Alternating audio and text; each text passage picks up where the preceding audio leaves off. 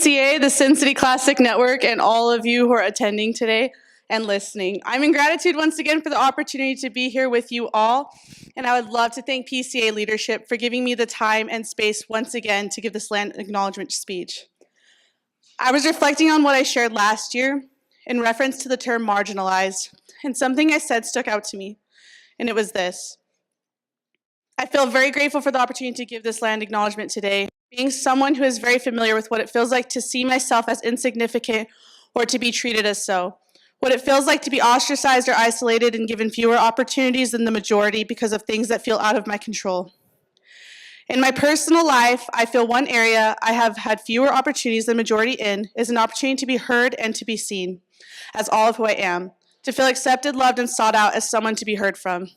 This goes to show the kind of work that is being done here between PCA, the Sin City Classic Network, and humanity as a whole. Those who have felt insignificant, ostracized, and without a voice are of importance here. We all have an opportunity to be seen, loved, and accepted here. This is something I've come to experience with PCA as I've been asked to share of myself, my culture, and where I come from. On behalf of the Pride of Cheerleading Association, I'd like to acknowledge our presence here today on the homelands of the Nuwuvi, Southern Paiute people, Las Vegas Paiute tribe, and the Moapa Band of Paiutes. It is tradition in Native culture in some ceremonies to acknowledge the spirit keepers of the four directions, north, south, east, and west. I would like to take a moment to share with you about these four spirit keepers and the way of beings in which they live.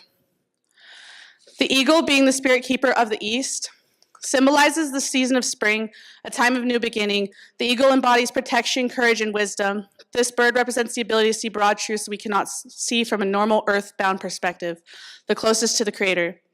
The mouse, the spirit keeper of the south, symbolizing the summer season, which symbolizes the importance of persistent action and heightened awareness. The mouse shows humility and transparency by being vulnerable enough to show its timidity.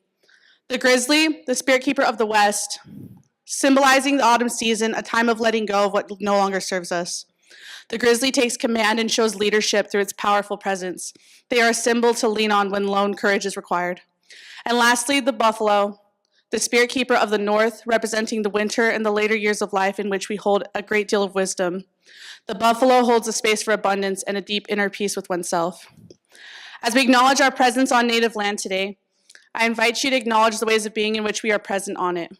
As I shared with you about the ways of being that these spirit keepers live, tune into what resonates with you and ask yourself, which ways of being do you choose to live by? What do you symbolize and represent in your own life? In the beginning of the early 19th century, non-native settlers moved into this area, resulting in the displacement of the local tribes from their homes.